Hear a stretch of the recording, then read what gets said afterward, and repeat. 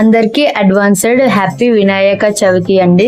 వినాయక చవితి అంటే ఒక పెద్ద వైబ్ లా ఉంటుంది కదా, వీధంతా సందడిగా ఉంటుంది. 1 వీక్ ముందు నుండే పందిర్లు వేయడం గాని లేదా చందాలు గాని చాలా హడావిడిగా ఉంటుంది. కొంతమంది 5 రోజులు నిలబెడతారు, కొంతమంది 11 రోజులు నిలబెడతారు. ఇంకా ఆ రోజులంతా రోజు సాంగ్స్ వింటూ అబ్బబ్బా వింటుంటే చాలా మిస్ అయ్యానే అన్నట్టుగా ఉంది ఇక్కడ ఉండి.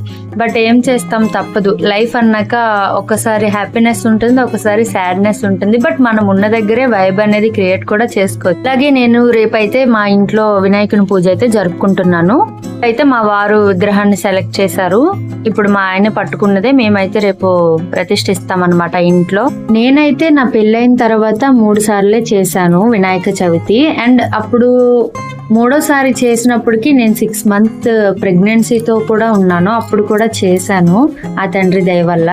అండ్ మళ్ళీ ఆఫ్టర్ కిడ్స్ తర్వాత ఇప్పుడు నాకు మళ్ళీ చేయడానికి అయితే వీలు దొరికింది. అండ్ ఇప్పుడు నేను ఒక అడుగు ముందుకు వేస్తున్నాను నా లైఫ్లో అని న్యూ స్టార్టప్ అయితే యూట్యూబ్ అనేది స్టార్ట్ చేశాను కదా. సో ఆ తండ్రి దయ వల్ల ఈ సంవత్సరం నుంచి ఏదైనా మొదటి పూజ వినాయకునికి చేయాలంటారు కదా, సో అలా అయితే నేను ప్రారంభించాను. అండ్ ఆ తండ్రి కృపాదయ నాతో పాటు మీకు కూడా కలగాలనేసి నేనైతే కోరుకుంటున్నాను. సర్వే జన సుఖనో భవంతు. అండ్ ఈ వీడియో కనుక మీకు నచ్చినట్లయితే ఒక లైక్ చేయొచ్చు కదా.